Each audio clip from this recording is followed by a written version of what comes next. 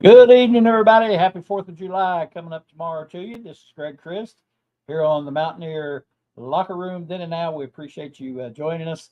We've got a little different look tonight. I'm in a different spot, and it's going to be me and Frank talking a little bit about the preseason prognostications, I think is the way you say that. So without further ado, let's roll our intro video and get started.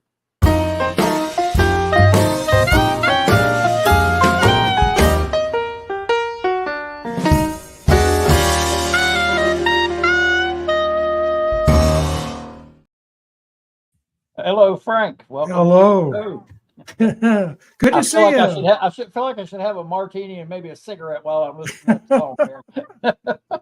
I got tickled when I started playing.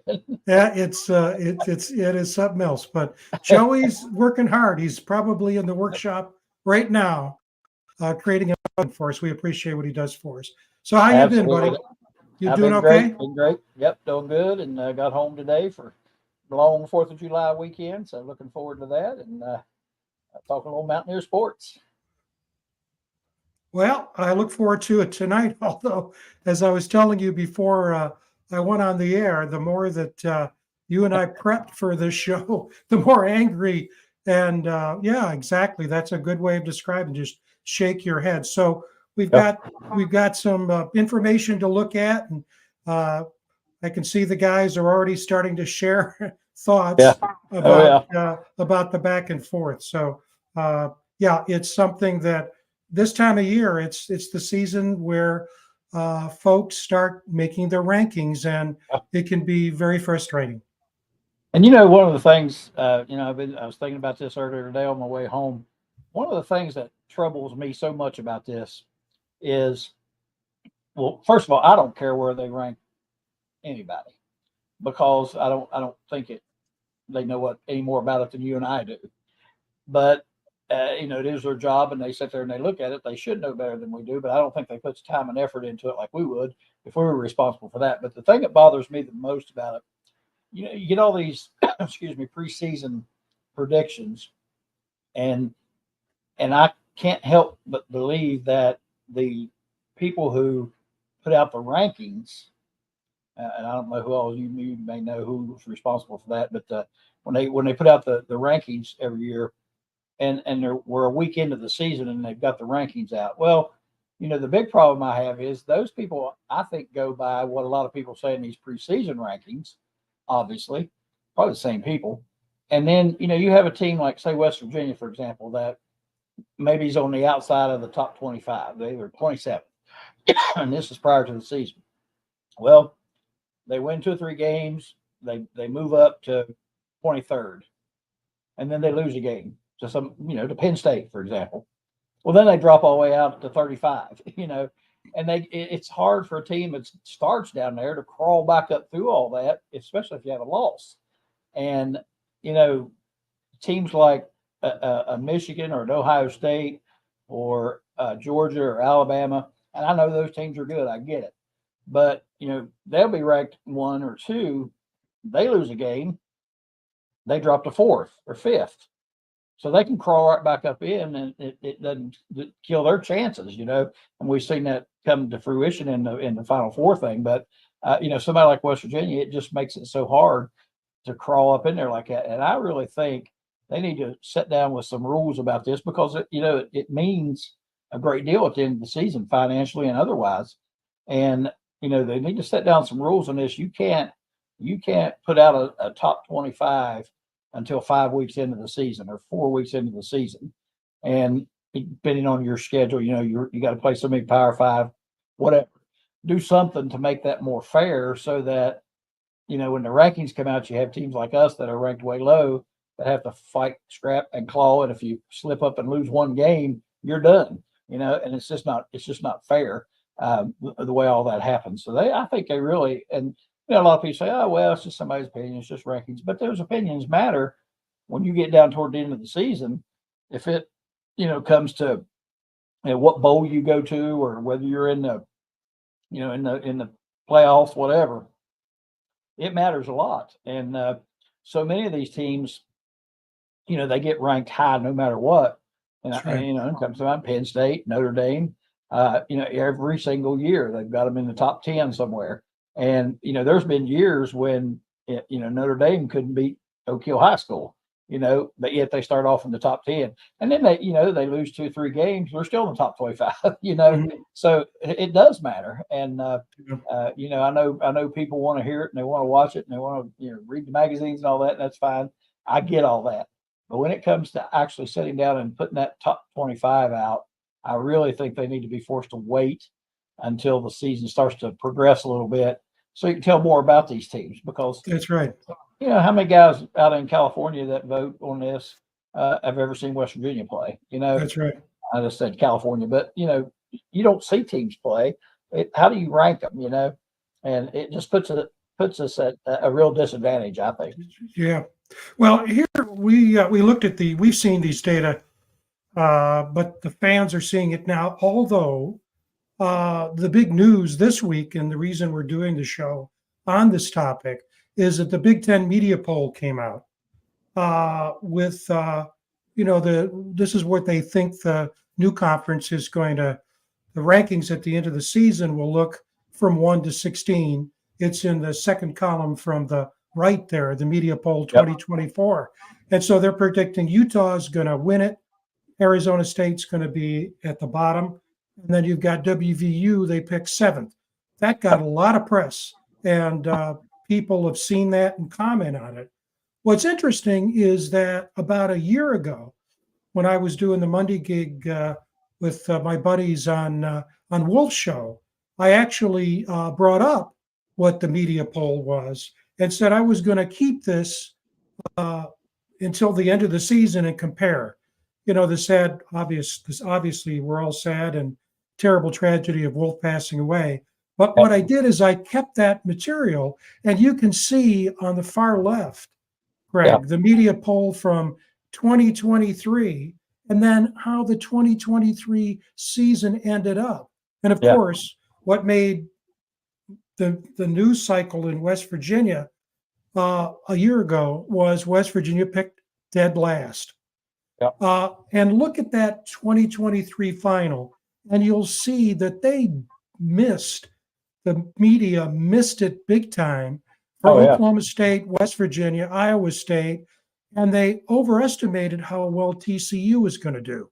Now, 2 points, and I'll ask you for your thoughts. First of all, I have no trouble at all with pundits evaluating teams and offering an assessment of a team or a set of teams. What's the offense look like? What's the defense look like? Who's coming back? Who are the good recruits? Who did they lose? Who are going to be the top line replacements? But when they begin to compare teams, that's when we get in trouble. And the other thing that just, and you and I were talking about it before the show. Look, last year you had 4 group of 5 teams, BYU, Houston, Cincinnati, and UCF coming into the league. It was probably a reasonable bet to say, look, these teams are really upping their game by going from group of 5 to power 5. And you look at where they picked them last year, with the exception of WVU, toward the bottom with BYU, Houston, and Cincinnati, except for UCF. This year, it's even more difficult because you've got Pac-12 teams that are used to Powerball. And you and I are talking about this, Craig. How is a person who's following, let's say, Utah, how is that person going to be able to make a reasonable judgment about Kansas State or TCU or UCF? And so, you look at that media poll as they represented it this year, and I would say, heck, it may turn out that way. But as we're seeing people comment, and we agree with that, it's just crazy. And we have no way of knowing. So I wish they would not do the preseason rankings, do the assessments of each team. Let us know what the strengths and weaknesses are, new players, the big losses from guys graduating or transferring, and just leave it at that. Right. Yeah, and another thing, like you look at this, for example, and you see this every year at the beginning of the season. An Arizona State will knock off somebody, and maybe even another conference, but they'll beat somebody, and they'll start talking about what a huge upset it was. Well, then when you watch the season unfold, you come to realize that the person that they knocked out wasn't any good, and all they talk about is all these upsets and all that sort of thing. But on this media poll here, I don't have a huge problem if they want to rank them. Fine. I don't think it means anything. I don't know why they do it, but and again, I think like Mike Dunlap said there just a moment ago, it sells magazines, gets people to watch, talk, discuss like we are, and that's what they want, and that's fine. But Frank, and I don't consider myself. I mean, I know I do a couple of these shows, but I don't really consider myself a media person.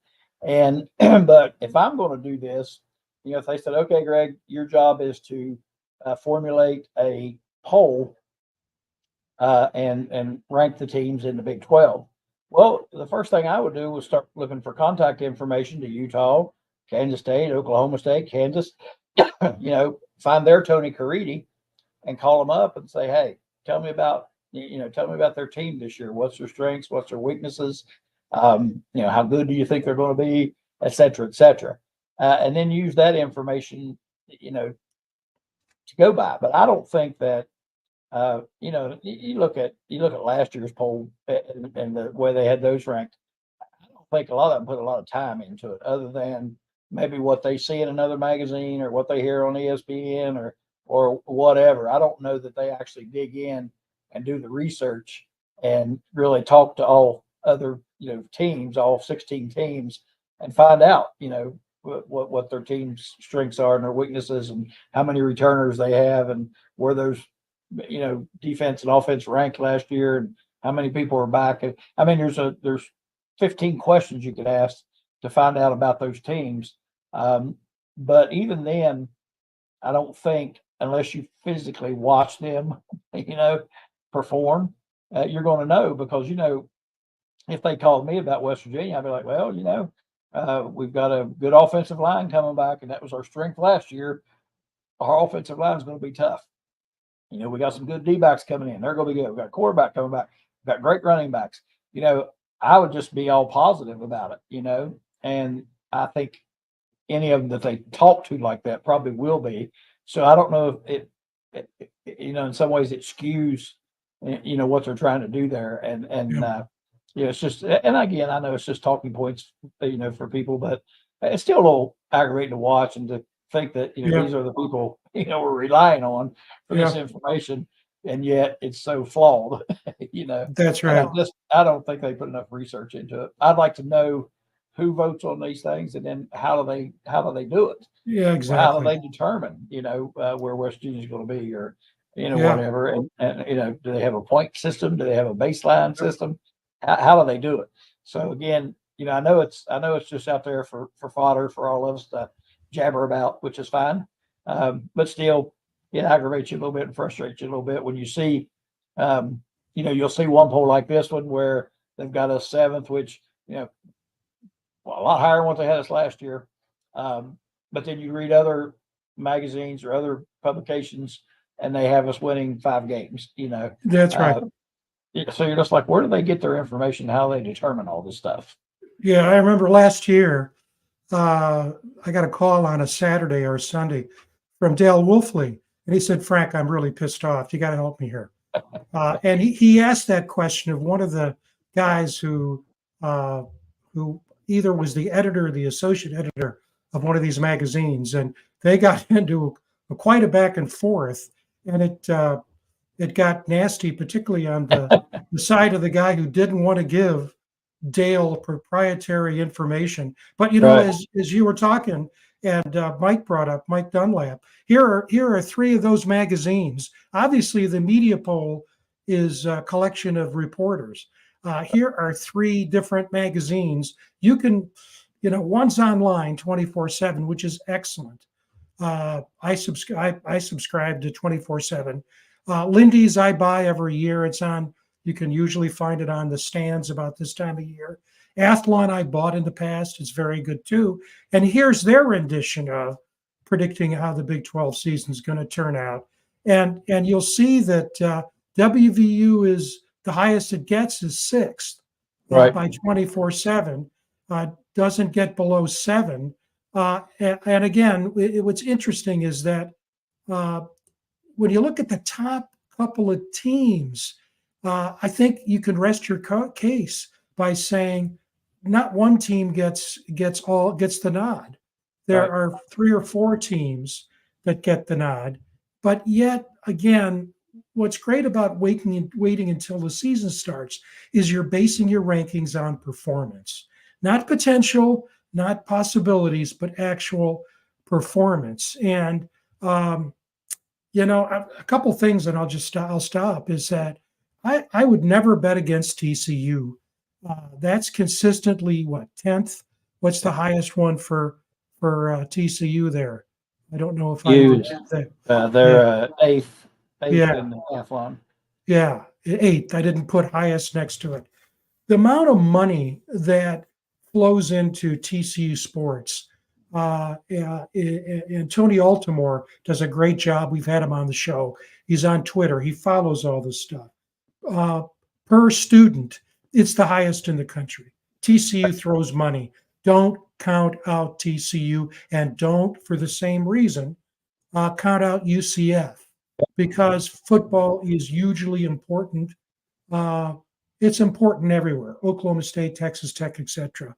In Morgantown, it's important. But UCF has really ridden their reputation, even though it's an outstanding academic school. It's their public reputation is very much related to their football team, and that's why they very much wanted to get into the Big 12. So you got to take those off-field circumstances, I think, into consideration. And I just can't imagine Baylor's going to stay down as long as it is. And with the exodus that occurred this past year, with the financial problems in Tucson, it's tough for me to see Arizona that high. Utah, Oklahoma State, and we'll talk about it a little bit later. But WVU is not getting, going back to your point about not doing their research. You can't spend even a half an hour looking at what's happening in Morgantown in their college football program and say, that's a middle of the pack Big 12 team. You just can't.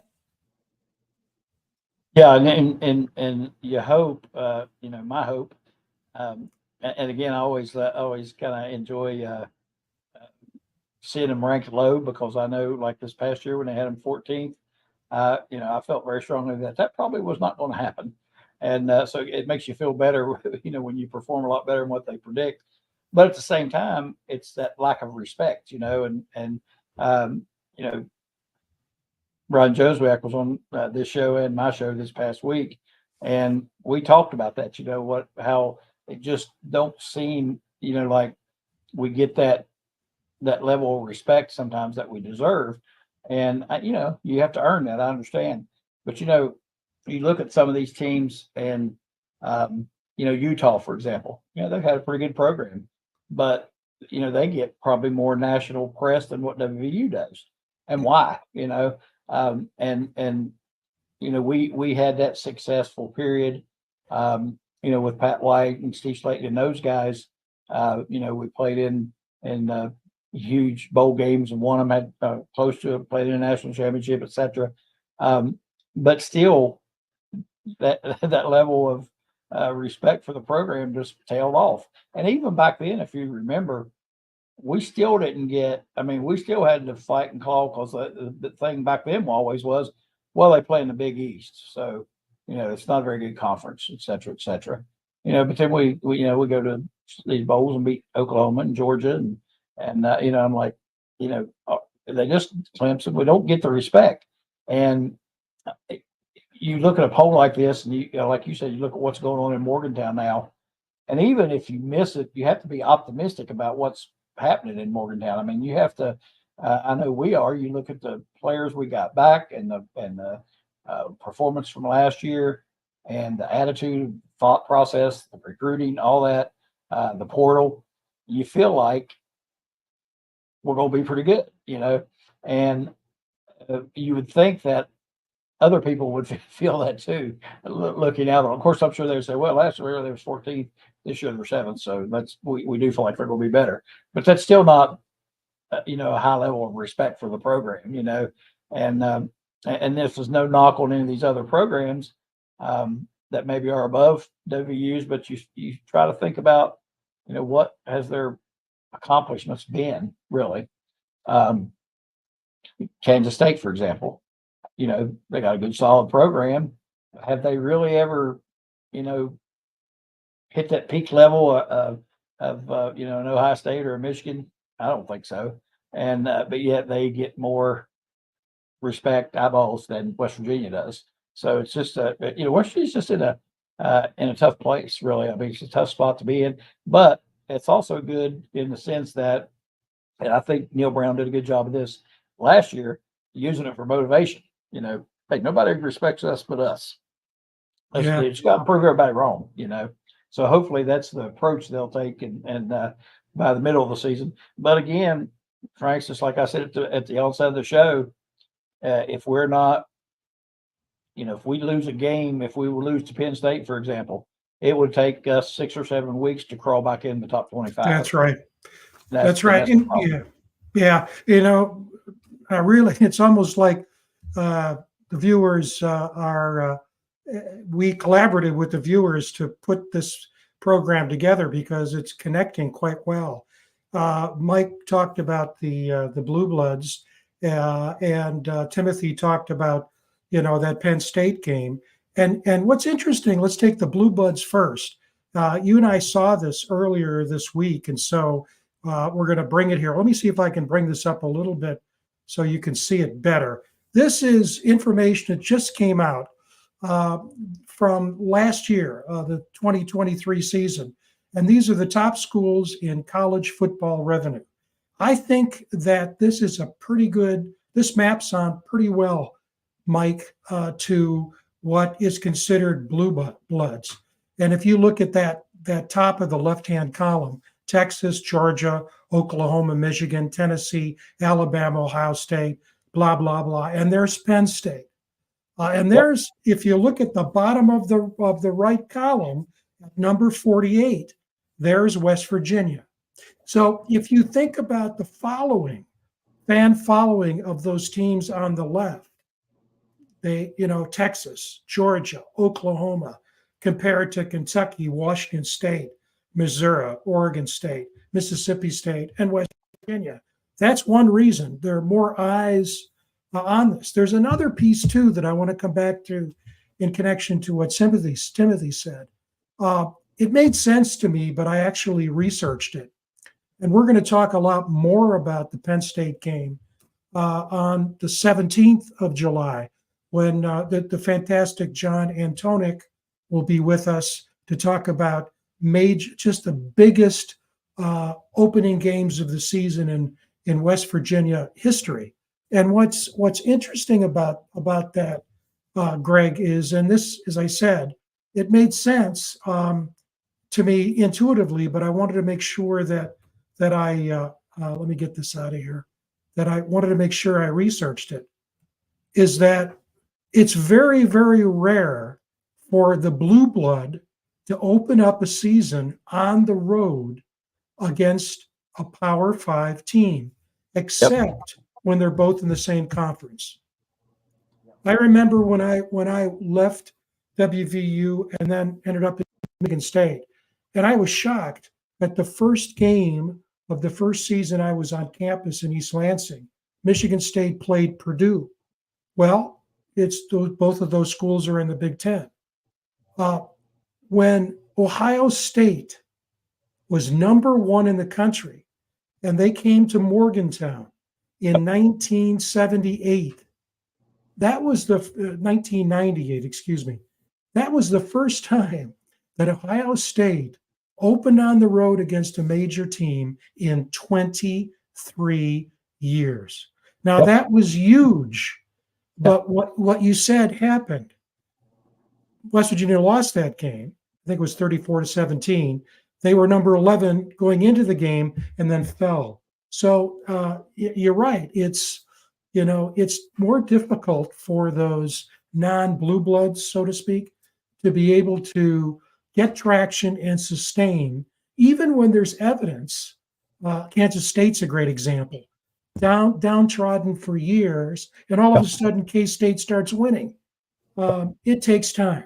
So that's why this Oh, year is so critical for WVU. yeah. Yep. And I think so much of it too is media driven. Um, when we talk about the respect and that sort of thing. And you have to be honest, when West Virginia has had opportunities to maybe put that notch in their belt, they've fallen flat, and that happens, and it has happened to us several times. But it's so media driven. I think back to Virginia Tech. And I went for years up to Morgantown and went to all the away games and did all that forever. And Virginia Tech was, we just counted on that as a win every year. That was an automatic win. They were that down, and had a couple of good years. And I mean, the one thing I noticed was the media fell in love with them, and I guess because it was just a story that attracted people, but they pumped them up so much for so many years, and they were really, after the Vicks, they were kind of mediocre for a while, and now they've really fallen off. But I think a lot of this is so media driven that it's hard, again, when you look at fan bases and eyeballs through the TV. They want, the media obviously wants, Michigan and Ohio State both to be good, obviously, because it's good for them. I guess in the long run, it's good for everybody, but it's good for the TV when you have, either a darling story like Virginia Tech was, or, I guess a couple of years West Virginia was in that boat too. And the media really drives that, I think. And the more media you have, the more attention obviously you're getting, the more recruiting, I think that probably affects. Now, some of that's changed a little bit with social media. I think, everybody's more visible now, but I think that has a lot to do with the respect part of it. Is you get that media behind you, and ESPN falling in love with you, then you're going somewhere. But it always irked me, because I just thought, this is not about how good a team is or how good a program is. It's about, ABC wanting people to watch, say Virginia Tech, for example. I keep saying them, and that they want them to be good so bad, because it helps them with viewers. And West Virginia has a great fan base, obviously, and fan base throughout the country, but the numbers are still not the same as other places. And I just think, again, that all works against us when it comes Yeah. to stuff. And again, one of the reasons why I am so opposed to these preseason polls and these preseason, not so much the guesses of the Big 12, but the preseason top 25 irks me. I really am against that. So I just think we're up against it. Yep. There's another thing that relates to this you and I were talking about. We've all experienced and seen on TV or read where they do blind tests. For example, the one I like is when they put Coke and Pepsi Yeah. in front of people, but they don't know which one they're drinking, and they're asked, now, which one's Coke, which one's Pepsi, or which one do you prefer? Um, Here's the overview, taken from one of those documents, those uh, booklets that are on the newsstands right now, Lindy's, which is a good one. I like Lindy's. Here's the Penn State overview. I really think if you did a blind test and said, here's team A and here's team B, and here's team A's description, and here's team B's description, but you didn't identify which was which, and then ask a panel, which one do you think is better? Uh, and I mentioned to you today, I think, or yesterday, uh, Penn State's an 11-point favorite right now to beat West Virginia on the 31st of August.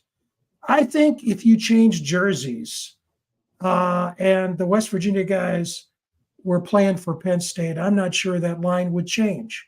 You look at Penn State here.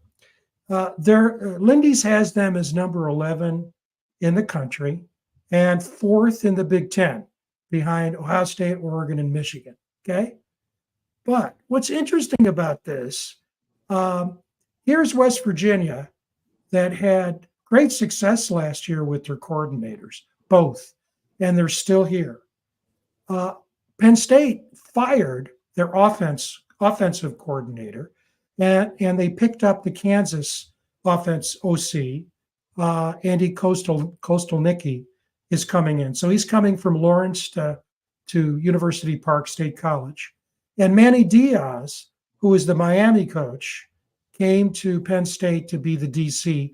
And everybody knows Penn State was unbelievable last year defensively. If you look at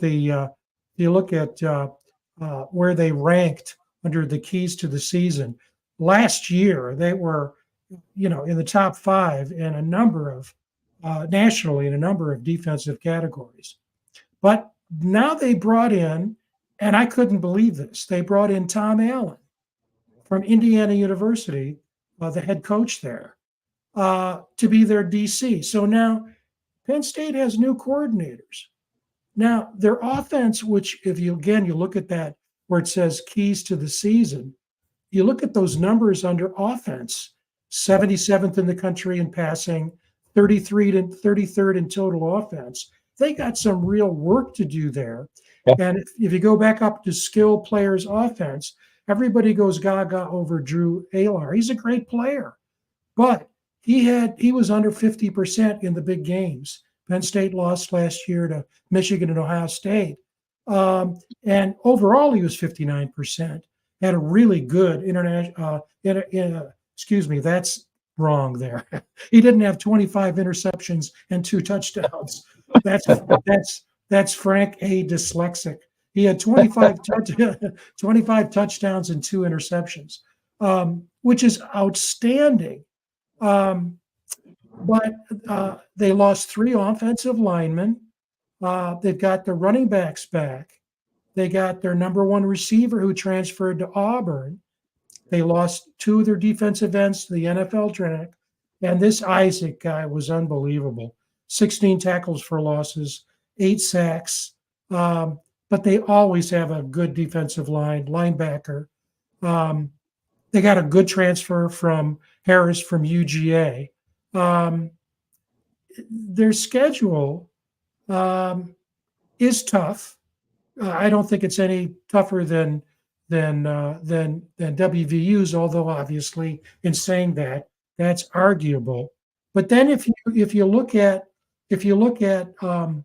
what West Virginia is offering this year, coming off a 9-4 season, should have been 10-3, with a strong offensive line, great job in the portal to be able to fill holes, good linebacker room, very good wideout room. Arguably the 2 best running backs in the country, one that'll run over you and one that will run by you. You say to yourself, wait a minute now. And I think it really goes back to what we saw earlier, and that is that, and you've been saying it, and the viewers have been saying it, there's a bias, there's a preference towards certain programs that almost can't do much wrong to fall, where other programs have to do a lot of right to rise. Right. Yeah, and you look at Penn State, and we've looked over that graphic you just had up several times, and you look at some of the things that's going on there. Just like you said, if you switched uniforms, and that would have been West Virginia having to hire a new offensive coordinator, new defensive coordinator, losing some of these key players in a draft, et cetera, well, we'd have been at the bottom of that Big 12 poll again. And, you look back at the Penn State game last year, and, really, I mean, the score was not indicative of how close the game was. We actually played them very well up there on our home field and had some chances. And, you know, this 11 point, yeah, I might have to jump on that. I'm not a gambler, but I think that line will definitely go down the closer the season gets. But I don't know, again, other than bias, why they would be such a heavy favorite against us. I mean, that's almost 2 touchdowns, and with some of the losses they've had and replacing coordinators. And I heard, I listened to Mike Russo all the time on on the radio, Mad Dog Russo, and he was talking about Penn State one day, and he basically said, this coach they have, he said, I got nothing against him. He said he gets an awful lot of praise, and he said, but you look at some of the things he's done and their records and their teams and all that, and he said he's really quite an underachiever and it makes a lot of poor in-game decisions, and I don't pay a lot of attention to that, but again, that should have to factor into it. I would think if it's a close game, is he going to make a mistake or what have you? But playing at WVU and with the number of returners we have and some of the holes we filled in the portal, I just don't see how you can have them such a heavy favorite, other than the bias you talk about.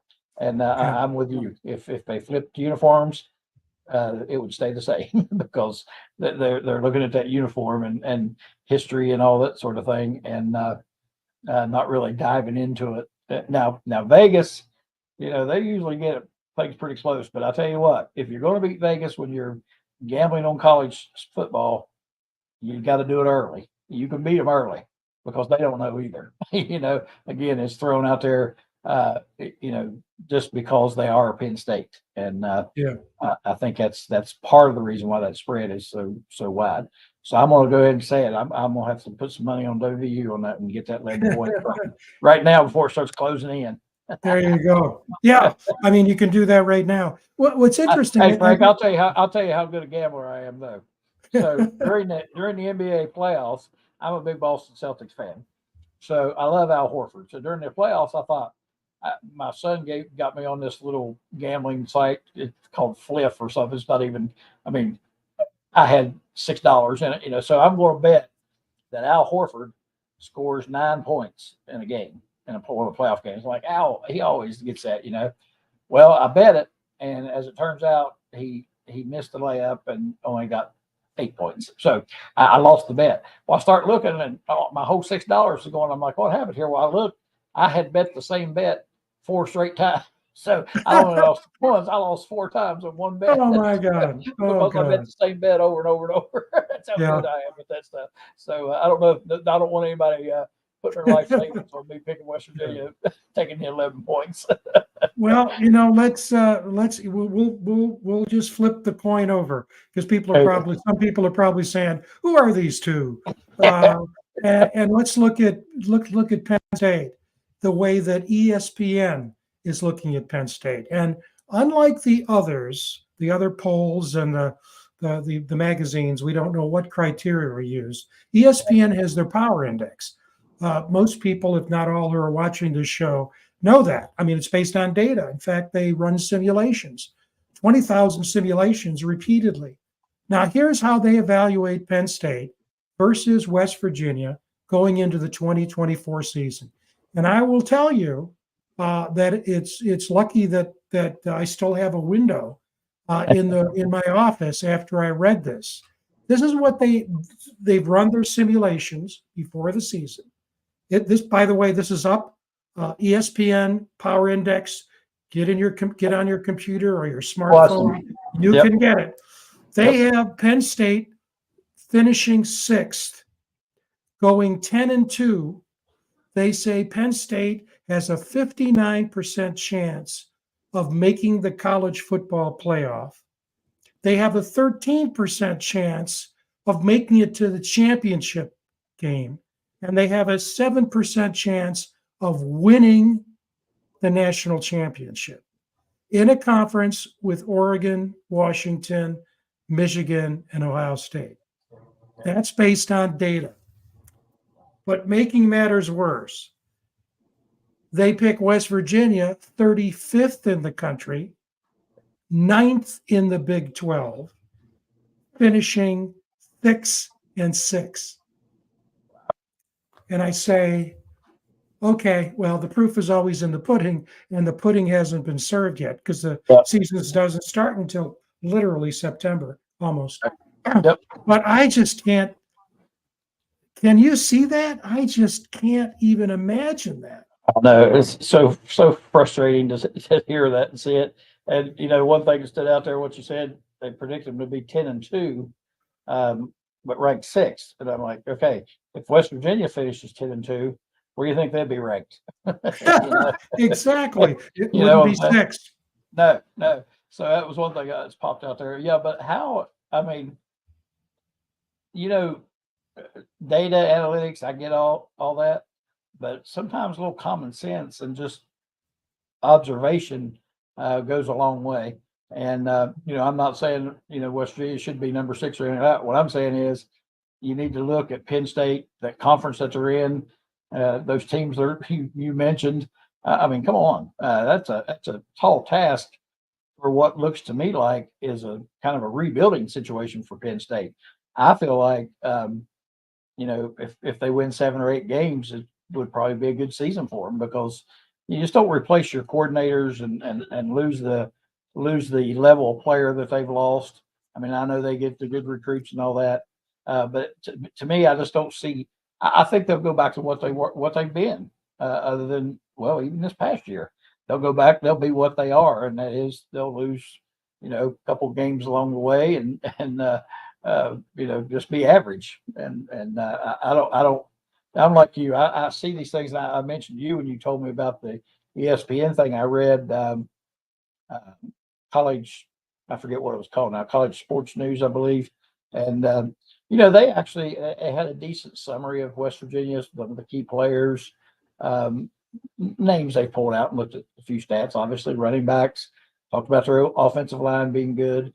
Felt like the defense needed improvement, blah, blah, blah. But they predicted them to win 6.5 wins, and I'm just like, how do you come up with these things, And, if we had that white uniform on with one stripe, we would be probably 9.5 wins, I don't know. It just is so frustrating to read all these things. And you just hope that, hope we use it for motivation and prove them all wrong. That's the best we can hope for. We've shown this chart before, and it's updated now. Yeah. And that is, it's you talked about gambling. I think it's very akin to people who are savvy in the stock market. What they're doing is they're looking for diamonds in the rough. They're looking for companies that have potential that aren't big names, but who Right. could be, when Amazon first came out, when Tesla first came out. And if you look at what's happening now in the recruiting, I mean, we updated, this is from 2 weeks ago. We're now nationally number 18 and number 2 in the Big 12 behind remember I said TCU. Yeah. TCU fell flat on his face last season after getting to the college football championship and that huge win over Michigan. But TCU isn't just going to sit there. Right. And so TCU's number 1 in terms of recruiting. And West Virginia has pretty much feasted on 3 stars.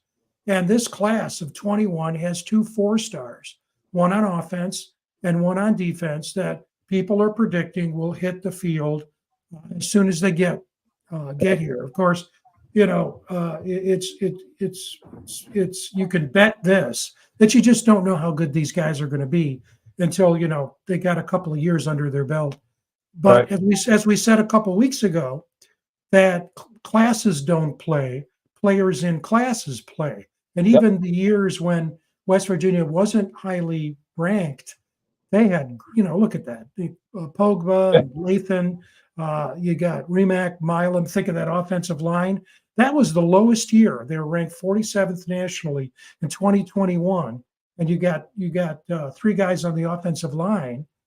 Burks was a good player. Then you got Martin, Alston. You go back and back. But over the years, we've been 36, but it's on the upswing.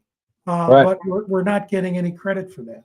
We're just No, not. no. And that reminded me, I think I've said this on here before, and I don't remember what year it was.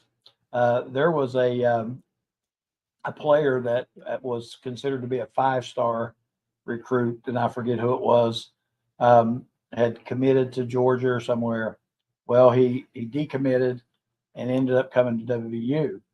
And then I saw one day on one of the shows they were talking about the Big 12, and they had WVU on there, and they had some of the key players, had his name listed. He was a 4-star. So he went from a 5-star to a 4-star because he switched schools. And I said, that Yeah, right there shows you, what kind of bias there is. And, I don't know who comes up with the stars, but that, nothing changed with that player except the school he was going to go to and where he was going to play. And but yeah, you look at those, and yeah, somebody made the comment there. We're known for taking these 2 and 3 stars and developing them and turn them into NFL prospects, that sort of thing. So that's kind of what we do. And again, I don't know. I don't. There it is. Yeah, from Timothy. Take lesser graded athletes, turn them into 4 and sometimes 5 stars. That's what we have to do here most of the time, and he is right. It is changing a little. I don't think it's going to change a tremendous amount. Maybe if we compete and get in the playoffs for the next 2 or 3 years, possibly it might at that point. But I don't. Again, I kind of put the stars in the same trash can as I do the polls and the rankings, and that's because it's someone's opinion, and it's just what somebody wants to stick on that person. I've seen these 4 and 5 stars go to places that never see the field, never that's make right. it, and end up maybe dropping down. You've seen walk-ons, Owen Smith, who become NFL players. So I don't know how much stock you really need to put in that.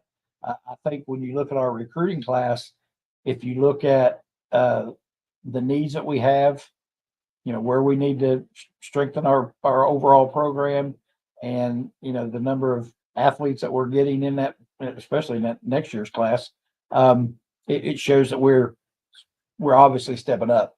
And I'd be more than satisfied if we get 20 3-star recruits and turn half of them into NFL players.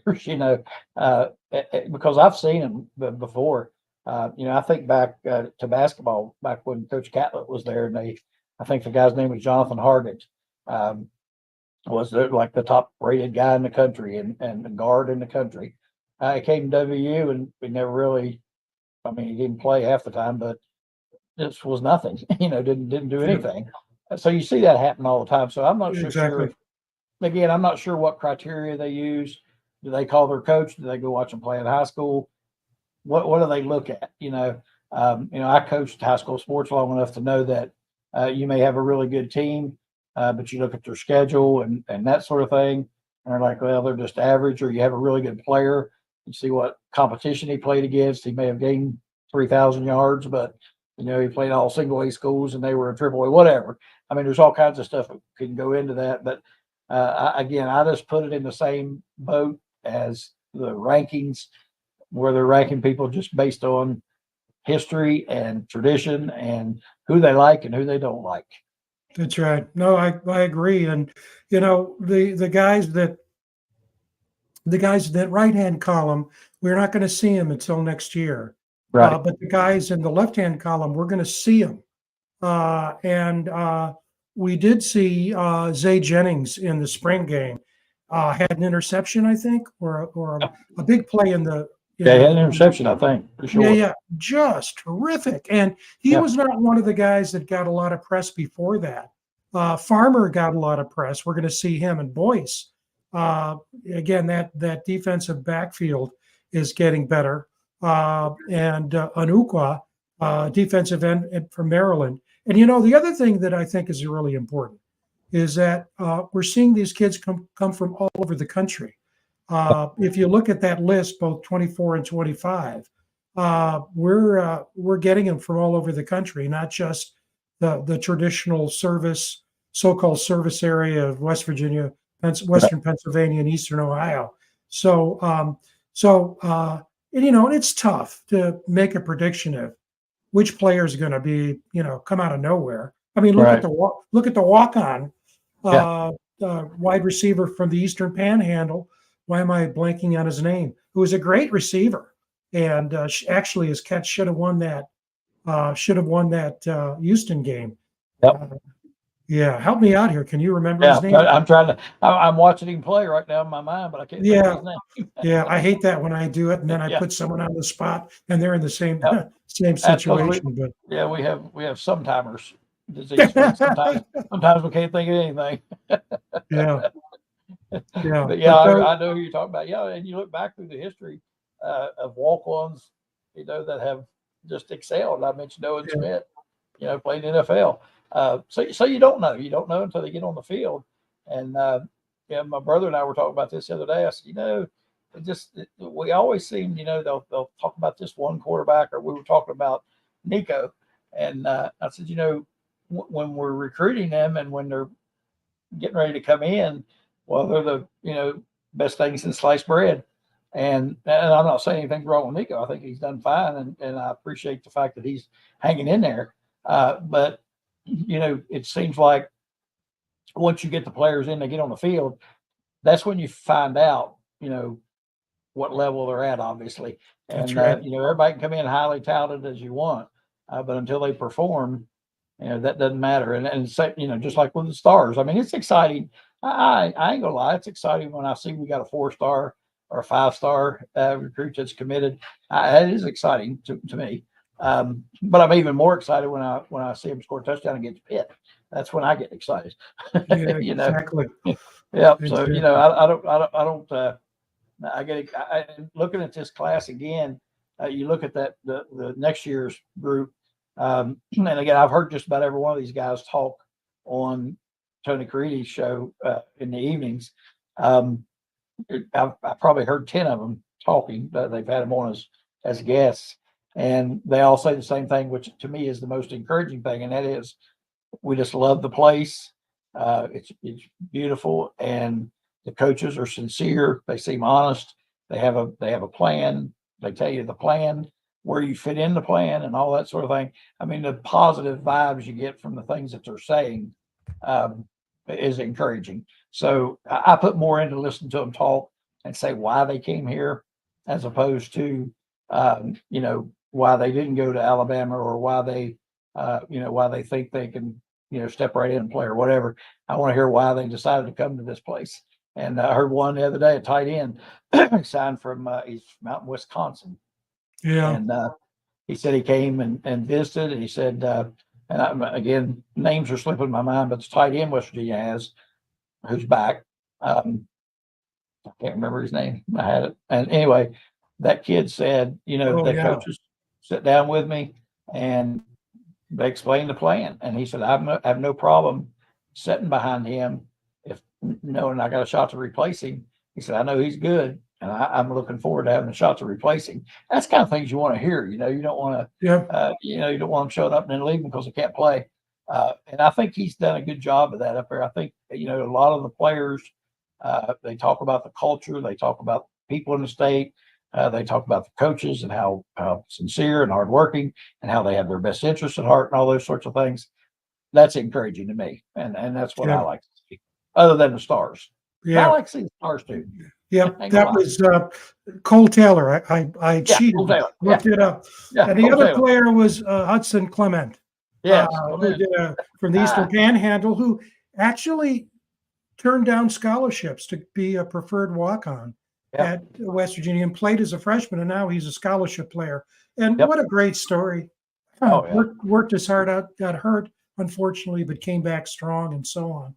And Yep. so, you know, before we leave, we want to, you mentioned last week we would get information to our viewers Yep. about how they could give to the Joe's Knows Kids. And you had a great show on Saturday night with Joe's, and I just Yep. saw a Facebook feed just a few minutes ago from our friend who was on last week, Keith Hawkins, Yep. that he was on Tony Caridi's show as Yep. well. Yep. Great And guys. Yep. so if you can make it, the testimony to Don Nealon is on Thursday. What should be very interesting is that bowling get together on Saturday. But also, I have here, if I can pull it up, do two things at once. I have the address where people can give. Awesome. There it is, right there. So this is the address. You should. I'll have it go through a couple times so that people can see it. You just drop a. Like we talked with Joe's about this, and all you got to do is just write a check and drop it off to Joe's Knows Kids at 106 Mosheto Road in Morgantown, 26508. Tremendous, worthy. And the thing that's incredible about this, he's been doing this. It's, we're talking about 35 years now. 34. Yep. Yeah, and I want to mention too. He mentioned again Saturday on my show that the Don Nealon roast, the dinner on I guess that's Thursday night. Yeah, is that you can get tickets at the door for that. Yeah, I think he said ticket was $100. A lot of people going to get up and tell stories about Coach Nealon and playing for him. That'll be a lot of fun, I'm sure. The golf tournament on Friday, he said, was full. Mm-hmm. So you can no longer get in the golf tournament, which is a good thing. It's means he's got his teams filled out, and that's a good thing. It's sold out. The bowling, though, all the legends are going to be there. Joe's talked about the fact that they would be there talking trash to each other. And that's going to be a lot of fun. So, and that's open, so you can come on into that at Kegler's Subaru Lanes, which is in Kegler's. We had that debate as well, but it starts at 6, so that'll be a cool thing to attend. And again, hats off to Brian Joswiak for the work he's done and continues to do. Like you said, 34th, 35th year of raising money for the Children's Hospital. And I'll tell you what, we had a blast Saturday. It was so much fun talking to him. He was at somebody's place in Elkins at a cabin.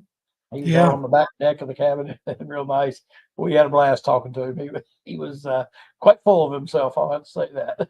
he's making the media rounds right now. He's his third show of the week. Yeah, I we got him first, and so that's great to know that. And we're going to have a great show. This has been great tonight. We don't get a chance to do this, the two of us, very often, and it's good to do it. We're continue to wish Mickey Plumley well. And again, we keep on saying we hope that he'll be back with us in time for football season. But we've got a really good show lined up next week, and I'll throw it up right now. We've been talking about the I'm sorry, Greg, you were going to say something. While you're showing that, too, I want to make sure we don't forget to mention Mike Dunlap and Mark Parsons for all their help through all this. I want to make sure we mention that before we get off. Oh, absolutely. I mean, and we appreciate the good words people have said appreciate all the work you put into it. It does take time. And so, and we don't do it alone. We have friends, as we say. That's so right. Yeah, they're great. But we've talked about the College Football Foundation, and there are three Mountaineers up for the ballot this year, one coach and two players. And so, but what is the National Football Foundation? How do people's names get on the ballot? How is the voting process? We're going to have Hillary Jeffries, who's a staff member. Mike, you mentioned Mike. Mike helped get Hillary, and I talked with her this week. And she's going to be with us next week, demystifying the National Football Foundation, which under its auspices runs the College Football Hall of Fame. We can't ask her directly, what are the odds that our guys are going to get in? She doesn't know. Right. She's a staff member. She's not on the committee. But she can give us an idea of the process that's used. So we'll look forward to having Hillary with us next week. That'll be fun. Yep, people need to get their questions ready. Timothy and all, and Kelly and all these guys like to ask questions. That she's the person to ask. It'd be interesting to hear her thoughts on a lot of these things. And there's going to be a lot of questions that we have that we'd like to know the answers to as well. So it's going to be a lot of fun having her on. Look forward to that. Frank, one last thing here before we sign off. Sure. Yesterday, of course, or day before yesterday, the announcement came out that Stanford and Cal are heading to the ACC. So this, I don't know, dominoes effect continues to happen, and it's just hard to imagine that you hear, okay, we've got a big game this week. Stanford will be taking on Miami. I just I don't know. I don't think this is over yet. No, it's not. And, what's interesting about this, as they always say, the old bromide, the calm before the storm. There hasn't been a lot of talk as there was for a period of time. And, I think, it can't be over yet. And obviously, the media companies are going to have a big say over what's coming. And there's still talk that the ACC is not going to survive. That when the court cases get done, either Clemson or Florida State is going to bolt. There was an article out today that said that maybe the prize of the ACC, which the SEC and the Big Ten will fight over, is the University of North Carolina. Outstanding academic school with obviously a strong athletic program, not just in football and basketball, but in a variety of other lacrosse, you name it, both men and women. And so, yeah, we're just going to have to see how it all shakes out. And of course, the concern that we have is we don't want anything to happen. We hope that nothing will happen, that it'll make it more difficult for West Virginia to be competitive in a swamp-like atmosphere, because you can't ask anything more from the athletic administration at West Virginia than what we've been getting. It is strong, but often countries go to war not because they go to war, but because somebody declared war on them. So you never know what's going to come in, the salvos from the outside. So we'll just keep our fingers crossed, and because obviously in the Big 12 there's been a lot of change, playing teams that we haven't played before, at least significantly. So we'll just see how it goes. Yeah, listen to the radio voice for Colorado Buffaloes the day before yesterday on the radio, and basically what he said was, just when you start feeling okay about everything, it all blows up again. And he said, so don't. He said, I'm not comfortable with any of this. He said, it's all going to come down eventually. And I'm like you. As soon as the court cases and all that get settled and they figure all that out, I think you're going to see some things start to happen pretty quick. Well, we've said the preferred outcome. Bring back that old Big East. Absolutely. Let's get Syracuse, West Virginia, Pitt, Virginia Tech, Boston College. Throw in Miami possibly. You see, we got Mark. Mark's got a comment here too. Yeah. I think he's talking about the way the season's going to. It is a perfect opportunity. I think he's right, and this as well as anyone. We've been around, and when there's strength, you have better bargaining opportunities. And if West Virginia can take advantage of the opportunity that Mark's talking about, then you're in a much better situation, because then you're bargaining from a position of strength. That's very different from a situation. I don't want to use names, but I will. But if you're at a Wake Forest, maybe a Mississippi State, a Vanderbilt, it's tough being in a position of strength. And Duke in football would be another example there. And you could, you've seen what's happened with North Carolina State. They're in a much better position now. When you think of the success they had in basketball and then made it to the college baseball World Series, they're in a much better situation in a very competitive area with Duke and North Carolina. They're now in a position of strength that they weren't before. And, Florida State's had to crawl back from a down number of years. They're getting their sea legs. Florida's trying to get their sea legs. Alabama, what's it going to be like post Saban? Can Georgia keep it going? But, those schools, it's going to take a lot to knock them down. whereas the other schools, it's going to take a lot to move forward, move Get up. them forward. Yeah. Yeah. Yeah. It's going to be, I know we have West Virginia as our interest, and I think West Virginia's going to be fine. But like those schools you mentioned, to me, it's going to be sad, to see that happen to some of these schools, and it's going to happen. I think it's inevitable it's going to happen, to the Wake Forest and Vanderbilts that you talk about, which I think is a sad thing. But I think West Virginia's going to be fine throughout all of it. I think I think over the course of time, we've proven that, we belong. And I don't think we're going to get left out by any means, but I just think it's going to be a troubling situation for a lot of schools. And, one thing I do know is there's nothing we can do about it but sit and wait and see what happens. That's what right. we're going to do. The We'll talk about it as it comes up. That's right. The one thing that I think about, being brought up on Big East football, growing up in Central and Western New York and then coming to Morgantown. If you look at the schools that were in the old Big East, it's hard to say there's a school right now that is better positioned in football than WVU, than West Virginia. You can't say that about Pitt. You can't say that about Syracuse. Can't say it about Boston College. Can't say it about Miami. They've been fumbling and struggling. Virginia Tech. Oh my God! When that coaching change occurred, it was an earthquake. They're trying to crawl back, and you go through that old. Rutgers is now in the Big Ten, but they've never been a factor in the Big Ten, and so West Virginia again. I think you and I talked about this week, and I'll say it again, and I make enemies saying this. When the poll came out and had West Virginia 7th, a lot of the naysayers got on social media and said, we might not even do that well. I think, it's one thing to basically pound your chest when it's not due. That's arrogance.